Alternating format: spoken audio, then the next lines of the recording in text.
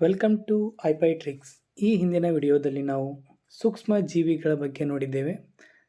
ತದನಂತರ ಈ ಕ್ಲಾಸ್ ಜೀವಕೋಶಗಳ ಬಗ್ಗೆ ಹೇಳ್ತೀನಿ ಅಂತ ಹೇಳಿದ್ದೆ ನಿಮಗೆ. ಇವತ್ತಿನ ವಿಡಿಯೋದಲ್ಲಿ ಸ್ಟಡಿ ಆಫ್ ಕಿಲ್ಸ್ ದಿಸ್ ಜೀವಕೋಶಗಳ ಅಧ್ಯಯನ ಬಗ್ಗೆ ನೋಡೋಣ. ಇದು ಸುಮಾರು 20 ಪೇಜಸ್ ಇದೆ. ಇದನ್ನು ನೋಟ್ಸ್ ಮಾಡಿದರೆ ಇದನ್ನು ಇಂಟು 1 ಪೇಜಿನಲ್ಲಿ ಕನ್ವರ್ಟ್ ಮಾಡಲಾಗಿದೆ. ಇದರಲ್ಲಿ ಬರುವಂತಹ ಪ್ರತಿಯೊಂದು ಎಕ್ಸಾಮ್ಗೆ ಜಾಸ್ತಿ ಕ್ವಶನ್ ಇದರಿಂದನೇ ಬರ್ತದೆ. ಈ ಚಾರ್ಟ್ ಮತ್ತು ಇದರ ಬಗ್ಗೆ ಮಾಹಿತಿಯನ್ನು ನೀವು ಕಲೆಕ್ಟ್ ಮಾಡ್ಕೊಳ್ಳಿ. ಆದಷ್ಟು ನಾನು ಹೇಳ್ತೇನೆ, ನೋಟ್ ಮಾಡಿಕೊಳ್ಳಿ.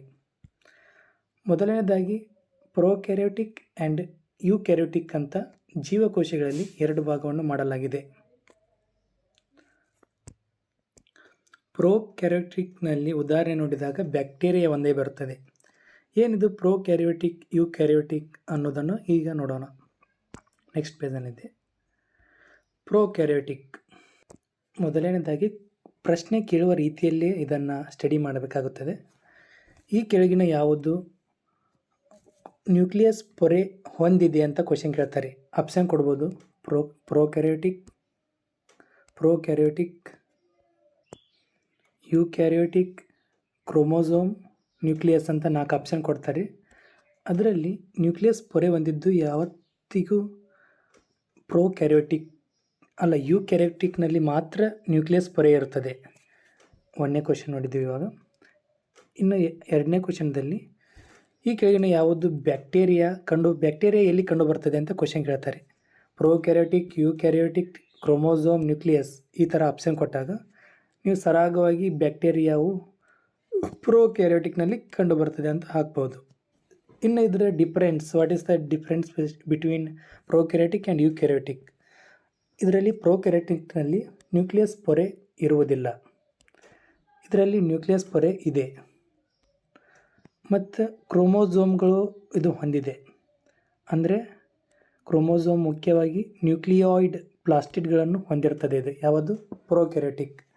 ಅದೇ ಯೂಕ್ಯಾರಿಯೋಟಿಕ್ನಲ್ಲಿ ಬಂದರೆ ಒಂದಕ್ಕಿಂತ ಹೆಚ್ಚು ಕ್ರೋಮೋಸೋಮ್ ಮತ್ತು ಮೈಟ್ರೋಕಾಂಡ್ರಿಯಾ ಅನ್ನು ಹೊಂದಿದೆ. ಎಕ್ಸಾಂಪಲ್ ನೋಡಿದಾಗ ಗಾಲ್ಗಿ ಸಂಕೀರ್ಣ ಇದೆ ರೀ. ಇದು ಶಿಲೇಂಧ್ರಗಳು, ಪ್ರೋಟೋಜೋವಾಗಳು, ಶೈವಲಗಳು. ಈ ಹಿಂದಿನ ವಿಡಿಯೋದಲ್ಲಿ ಇವು 3ಗಳ ಬಗ್ಗೆ ವಿಡಿಯೋ ಮಾಡಿಕೆಟ ಇದನ್ನ ಹೇಳ್ತಿದ್ದೆ ನಾನು. ಶಿಲೇಂಧ್ರ ಅಂದರೆ ಏನು, ಶಿಲೇಂಧ್ರದಿಂದ ಹರಡುವ ರೋಗಗಳು, ಪ್ರೋಟೋಜೋವಾದಿಂದ, ಫಂಗಸ್, ಶೈವಲಗಳಿಂದ ಹರಡುವ ರೋಗಗಳನ್ನು ನೋಡಿದೆ. ಇವು ಮೂಲತಃವಾಗಿ ಯಾವುದಕ್ಕೆ ಸಂಬಂಧಿಸಿದೆ ಅಂದರೆ ಯೂಕ್ಯಾರಿಯೋಟಿಕ್ಗೆ ಸಂಬಂಧಿಸಿದೆ. ಆಯಿತಾ? ನೆಕ್ಸ್ಟ್ ಪಾಯಿಂಟ್ ಇವಾಗ ನೋಡೋದಾದರೆ ಇನ್ನು ಬ್ಯಾಕ್ಟೀರಿಯಾ ಅಂತ ಬರ್ತದೆ. ಇಲ್ಲಿ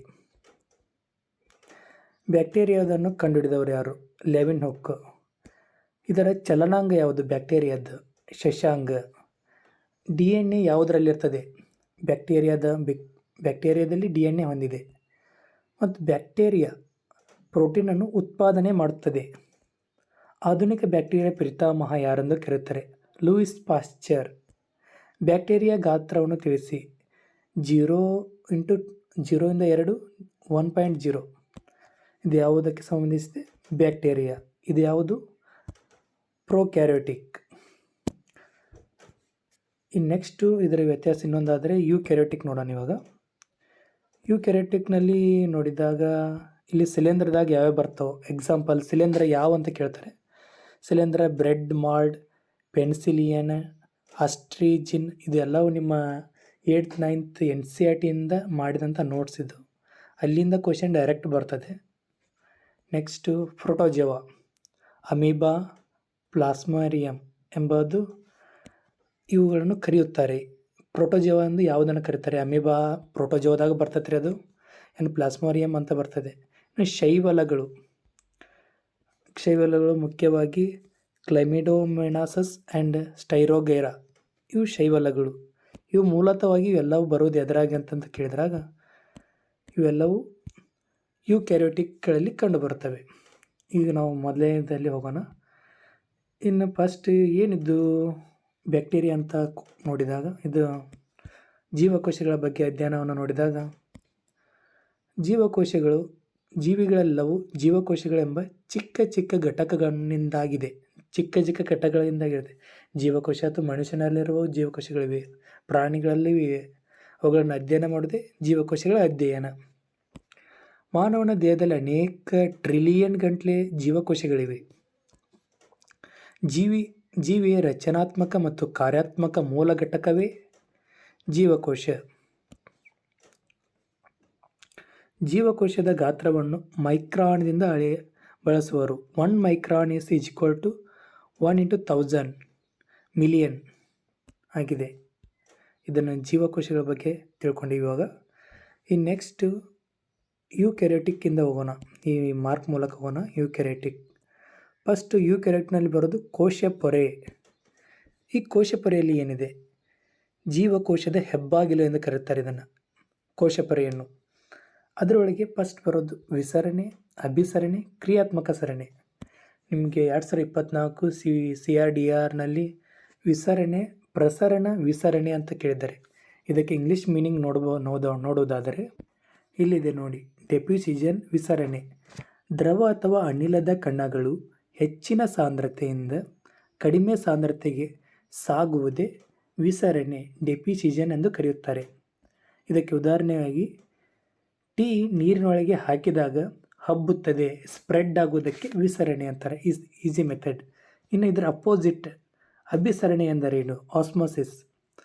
ದ್ರವದ ಅನಿಲದ ಕಣಗಳು ಹೆಚ್ಚಿನ ಸಾಂದ್ರತೆಯಿಂದ ಕಡಿಮೆ ಸಾಂದ್ರತೆ ರೇಪೊರೆಯ ಮೂಲಕ ಸಾಗುವುದಕ್ಕೆ ಅಭಿಸರಣೆ ಎನ್ನುವರು. ಭೂಮಿಯ ಮೇಲ್ಮೈನ ನೀರು ಸಸ್ಯದ ಬೇರಿನ ಒಳಗೆ ಪ್ರವೇಶಿಸುವುದೇ ಅಭಿಸರಣೆಯ ಉದಾಹರಣೆಯಾಗಿದೆ. ಇದು ಎಕ್ಸಾಂಪಲ್ ನೋಡಿ. ಇದು ವಿಸರಣೆ, ಅಭಿಸರಣೆಯನ್ನು ನೋಡಿದ್ದೇವೆ.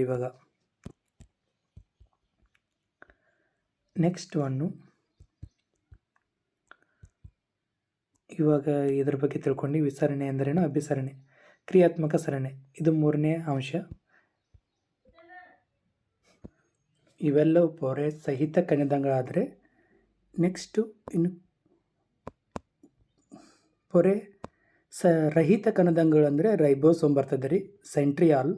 ಮತ್ತು ಇವು ಪೊರೆ ರಹಿತ ಕಣದಂಗ. ಇದರೆಲ್ಲ ಮ್ಯಾಪ್ ಮತ್ತು ವಿಡಿಯೋಗಳನ್ನು ಲಾಸ್ಟ್ನಿಗೆ ತೋರಿಸ್ತೇನೆ ನಿಮಗೆ. ಜಸ್ಟ್ ಲಿಸನ್ ಟು ಮೀ, ಕೇಳ್ತಾ ಹೋಗಿ. ನೆಕ್ಸ್ಟ್ ಇನ್ನು ಕೋಶ ಕೇಂದ್ರದ ಬಗ್ಗೆ ಬರೋಣ. ಕೋಶ ಕೇಂದ್ರ ಬರೋಕ್ಕಿಂತ ಮುಂಚೆಗೆ ಇವಾಗ ನೋಡಿದ್ವಲ್ವ, ಈ ಮೈಟೋಕಾಂಡ್ರಿಯಾ ಮತ್ತು ಎಂಡೋಪ್ಲಾಸ್ಮಾ ರೆಟಿಕ್ಯುಲಮ್, ಗಾಲ್ಗಿ ಸಂಕೀರ್ಣ, ಲೈಸೋಸೋಮ್, ಪ್ಲಾಸ್ಟಿಡ್, ಇವುಗಳ ಬಗ್ಗೆ ಸ್ವಲ್ಪ ಶಾರ್ಟಾಗಿ ತಿಳ್ಕೊಳ್ತಾ ಹೋಗೋಣ. ಮೈಟೋಕಾಂಡ್ರಿಯಾ ಎಂದರೇನು?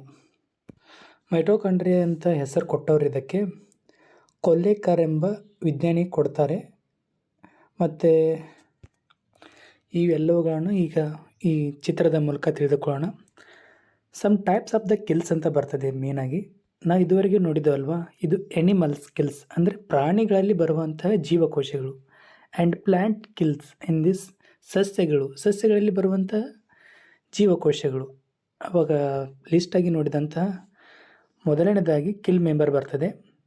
Vacuoles and ribosome, endoplasmic reticulum, mitochondria, nucleus, chromosome, Golgi ಸಂಕೀರ್ಣ ಆ್ಯಂಡ್ ದಿಸ್ ಕ್ಯಾಪ್ಟಾಲಿಸಮ್ ಅಂತ ಇವೆಲ್ಲವೂ ಪ್ರಮುಖವಾಗಿ ಈಗ ನೋಡುವಂತಹದ್ದರಲ್ಲಿ ಕಂಡುಬರ್ತದೆ. ಇವಾಗ ಚಾರ್ಟಲ್ಲಿದೆ ಅಲ್ವಾ, ಅದನ್ನೇ ಇಲ್ಲಿ ಎಕ್ಸ್ಪ್ಲನೇಷನ್ ಮಾಡಿದ್ದಾರೆ ಅಷ್ಟೇ, ಅರ್ಥ ಆಗುತ್ತದೆ ಇದು ಬೇಗ. ಆ್ಯಂಡ್ ಪ್ರಮುಖವಾಗಿ ಮೈಟ್ರೋಕಾಂಡ್ರಿಯಾ ಬಗ್ಗೆ ನಾವು ಮಾತಾಡ್ತಿದ್ವಿ. ಇವಾಗ ಮೈಟ್ರೋಕಾಂಡ್ರಿಯಾ ಇಲ್ಲಿ ಬರ್ತದೆ ನೋಡ್ರಿ, ಮೇನಾಗಿ ಇಲ್ಲಿ ಕಾಣ್ತಿದೆ ಅಲ್ವಾ, ಇದು ಮೈಟ್ರೋಕಾಂಡ್ರಿಯಾ. ಈ ಮೈಟ್ರೋಕಾಂಡ್ರಿಯಾ ಉಸಿರಾಟದ ಕೇಂದ್ರವಾಗಿದೆ, ಶಕ್ತಿಯನ್ನು ಉತ್ಪಾದನೆ ಮಾಡುವ ಕೇಂದ್ರವಾಗಿದೆ, ಮತ್ತು ಇದನ್ನು ATP ಕಾರ್ಖಾನೆ ಎಂದು ಸಹ ಕರೆಯುತ್ತಾರೆ. ಈ 3 ಪಾಯಿಂಟ್ಸ್ ಗೊತ್ತಿದ್ದರೆ ಸಾಕು ನಿಮಗೆ. ಆ್ಯಂಡ್ ನೆಕ್ಸ್ಟ್ ನೋಡೋಣ ಇವಾಗ. ನೆಕ್ಸ್ಟ್ ಬರೋದು ಎಂಡೋಪ್ಲಾಸ್ಮಾ ರೆಟಿಕ್ಯುಲಮ್. ಇಲ್ಲಿ ಮಾರ್ಕ್ ಮಾಡಿದೆ ನೋಡಿ. ಇದನ್ನು ಕಂಡು ಹಿಡಿದವರು ಯಾರಪ್ಪ ಅಂದ್ರೆ ಪೊರೆಟರ್ ಎಂಬ ವಿಜ್ಞಾನಿ. ಇದನ್ನು ಏನೆಂದು ಕರೆಯುತ್ತಾರೆ ಅಂದರೆ ಜೀವಕೋಶದ ಅಸ್ಥಿಪಂಜರ ಎಂದು ಕರೆಯುತ್ತಾರೆ. ಯಾವುದನ್ನು? ಎಂಡೋಪ್ಲಾಸ್ಮಾ ರೆಟಿಕ್ಯುಲಮ್. ಇದರ ಕಾರ್ಯ ಏನೆಂದರೆ ಜೀವಕೋಶಗಳ ಆಧಾರ ಸ್ತಂಭವಾದಂತಹ ಕಾರ್ಯವನ್ನು ಮಾಡ್ತದೆ ಇದು. ಇನ್ನು 3rd ಪಾಯಿಂಟ್ ನೋಡೋದಾದರೆ ಗಾಲ್ಗಿ ಸಂಕೀರ್ಣ, ಗಾಲ್ಗಿ ಕಾಂಪ್ಲೆಕ್ಸ್ ಅಂತ ಬರ್ತದೆ ಇದರಲ್ಲಿ. ಇದರ ಕಾರ್ಯ ಏನು ಹೇಳ್ತದೆ ಅಂದರೆ ಇದನ್ನು ಕಂಡುಹಿಡಿದವರು ಕೆಮೋಲಿಯನ್ ಗಾಲ್ಗಿ ಎಂಬ ವಿಜ್ಞಾನಿ. ಇದರ ಪ್ರಮುಖ ಕಾರ್ಯ ನೋಡಿದಾಗ ರಾಸಾಯನಿಕಗಳನ್ನು ಸ್ರವಿಸುತ್ತದೆ ಇದು. ಮತ್ತು ಇಲ್ಲಿದೆ ನೋಡಿ, ರಾಸಾಯನಿಕ ಸ್ರವಿಸುವುದರಿಂದ ಇದನ್ನು ಸ್ರವಿಕೆಯ ಕಣದಂಗಗಳು ಎಂದು ಕರೆಯುತ್ತಾರೆ. ಗಾಲ್ಗಿ ಸಂಕೀರ್ಣದಲ್ಲಿ ರೈಬೋಸೋಮ್ ಮತ್ತು ಎಂಡೋಪ್ಲಾಸ್ಮಾ ರೆಟಿಕ್ಯುಲಮ್ ತಯಾರಿಸುವ ಪ್ರೋಟೀನ್ಗಳನ್ನು ಯಾವುದು ಎರಡು ಅಂದರೆ ಇದು ಒಂದಿದೆ ಅಲ್ವಾ, ಇದನ್ನು ಮತ್ತು ಇವು ಎರಡು ಯಾವುದಂದರೆ ಒಂದು ರೈಬೋಸೋಮ್ಗಳು ಬರ್ತದೆ, ಇಲ್ಲಿದೆ ಅಲ್ಲ ribosome, and next one endoplasmic reticulum ನೋಡಿದಲ್ಲ. ಇವೆರಡು ಕಟ್ಟುವುದರಿಂದ ಈ ಗಾಲ್ಗಿ ಸಂಕೀರ್ಣವನ್ನು ಜೀವಕೋಶದ ಪೋಸ್ಟ್ ಆಫೀಸ್ ಎಂದು ಕರೆಯಲಾಗುತ್ತದೆ. ಮತ್ತಿದು ಪ್ರಮುಖವಾಗಿ ಕಾರ್ಬೋಹೈಡ್ರೇಟ್ ಮತ್ತು ಲಿಪಿಡನ್ನು ಬಂಧಿಸಲು ಸಹಾಯ ಮಾಡುತ್ತದೆ. ನೆಕ್ಸ್ಟ್ ಲೈಸೋಸೋಮ್ಗಳ ಬಗ್ಗೆ ನೋಡೋಣ. ಇವಾಗ ಲೈಸೋಸೋಮ್ ಎಂಬುದು ಇದು ಪ್ರಾಣಿಗಳಲ್ಲಿ ಮಾತ್ರ ಕಂಡುಬರುತ್ತದೆ. ಇದನ್ನು ಕಂಡುಹಿಡಿದವರು ಕ್ರಿಶ್ಚಿಯನ್ ಡೆಡಾವೆ. ಮತ್ತು ಇದಕ್ಕೆ ಏನೆಂದು ಕರೀತಾರೆ ಅಂದರೆ ಆತ್ಮಹತ್ಯೆ ಸಂಚಿ ಎಂದು ಲೈಸೋಸೋಮ್ ಎಂದು ಕರೆಯುತ್ತಾರೆ. ಲೈಸೋಸೋಮ್ ಇದೆ ನೋಡ್ರಿ, ಇದು ಪ್ರಮುಖ ಕಾರ್ಯ ಆತ್ಮಹತ್ಯೆ ಸಂಚಿ ಎಂದು ಕರೆಯುತ್ತಾರೆ. ಏಕೆಂದರೆ ಇದು ಹಾನಿಕಾರಕಗಳಾದ ದುರ್ಬಲವಾದ ರೋಗಗ್ರಸ್ತ ವಯಸ್ಸಾದ ತನ್ನದೇ ಜೀವಕೋಶಗಳನ್ನು ನುಂಗುತ್ತದೆ. ಅಂದರೆ ವಯಸ್ಸಾದಂತಹ ಸಣ್ಣ ಜೀವಕೋಶಗಳನ್ನು ನುಂಗುತ್ತದೆ. ಇದಕ್ಕಾಗಿ ಇದನ್ನು ಲೈಸೋಸೋಮ್ ಎಂದು ಕರೆಯುತ್ತಾರೆ.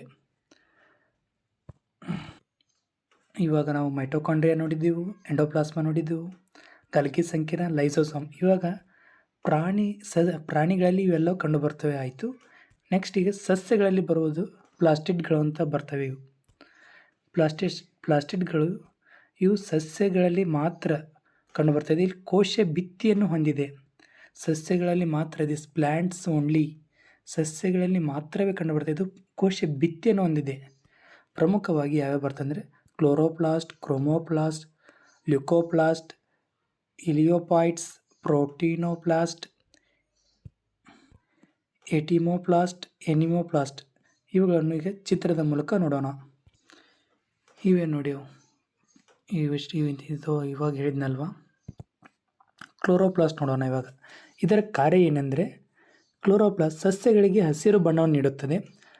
ಪತ್ರಹರಿತು ಮತ್ತು ಬೆಳಕು CO2 ನೀರನ್ನು ಬಳಸಿಕೊಂಡು ದ್ಯುತಿ ಸಂಶ್ಲೇಷಣೆ ಕ್ರಿಯೆಗೆ ಫೋಟೋಸಿಂಥಸಿಸ್ ಮೂಲಕ ಆಹಾರವನ್ನು ತಯಾರಿಸುತ್ತದೆ. ಹೀಗಾಗಿ ಕ್ಲೋರೋಪ್ಲಾಸ್ಟನ್ನು ಸಸ್ಯ ಜೀವಕೋಶದ ಅಡುಗೆ ಮನೆ ಎಂದು ಕರೆಯುತ್ತಾರೆ. ಯಾವುದನ್ನು ಕ್ಲೋರೋಪ್ಲಾಸ್ಟ್ ಆಗಿದೆ ಇದು. ಇದನ್ನೇನಂತಾರೆ ಸಸ್ಯ ಜೀವಕೋಶದ ಅಡುಗೆ ಮನೆ, ಕ್ಲೋರೋಪ್ಲಾಸ್ಟ್. ನೆಕ್ಸ್ಟ್ ಒನ್ನು ಕ್ರೋಮೋಪ್ಲಾಸ್ಟ್ ಸಸ್ಯದ ಹೂವಿನ ವಿವಿಧ ಬಣ್ಣಕ್ಕೆ ಕಾರಣವಾಗಿದೆ. ಇದು ಈ ಗುಲಾಬಿ ಹೂವು, ಮಲ್ಲಿಗೆ ಹೂವು ಇವೆಲ್ಲ ಸಸ್ಯಗಳು ಇವು ಬಣ್ಣ ನೀಡುವುದೇ ಪ್ರಮುಖ ಕ್ರೋಮೋಪ್ಲಾಸ್ಟ್ ಎಂಬ ವರ್ಣಕವು ಆಗಿದೆ. ಇದಕ್ಕೆ ಮುಖ್ಯ ಕಾರಣ ಇದಿಲ್ಲಿದೆ ನೋಡಿ. ಇದೆಲ್ಲ ಸಸ್ಯಗಳಲ್ಲಿ ಕಂಡುಬರುವಂತಹ ಜೀವಕೋಶವಾಗಿದೆ. ನೆಕ್ಸ್ಟ್ ಕ್ರೋಮೋಪ್ಲಾಸ್ಟ್ ನೋಡಿದ್ದೀವಿ. ಇವಾಗ ಲ್ಯೂಕೋಪ್ಲಾಸ್ಟ್ ಇದು ಏನು ಮಾಡ್ತದೆ, ಆಹಾರವನ್ನು ಸಂರಕ್ಷಿಸುತ್ತದೆ. ಯಾವುದರಲ್ಲಿ? ಸಸ್ಯ ಜೀವಕೋಶದಲ್ಲಿ. ಎಲ್ಲ ಪ್ಲಾಸ್ಟಿಡ್ಗಳನ್ನು ನೋಡಿದ್ದೀವಿ.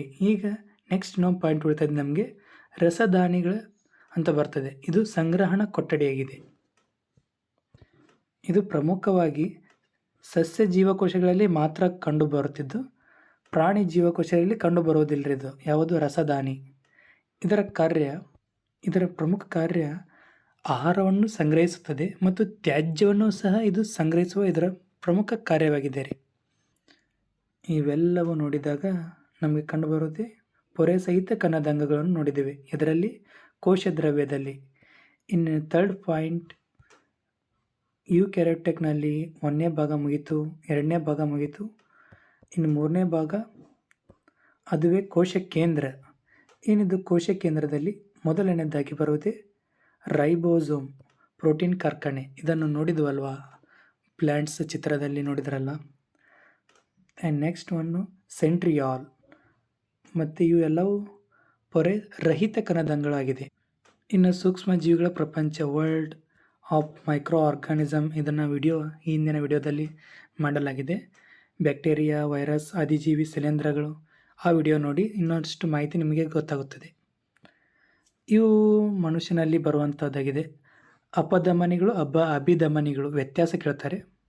ಈ PDF ಡಿಸ್ಕ್ರಿಪ್ಷನಲ್ಲಿ ಇರುತ್ತದೆ. Thank you for watching.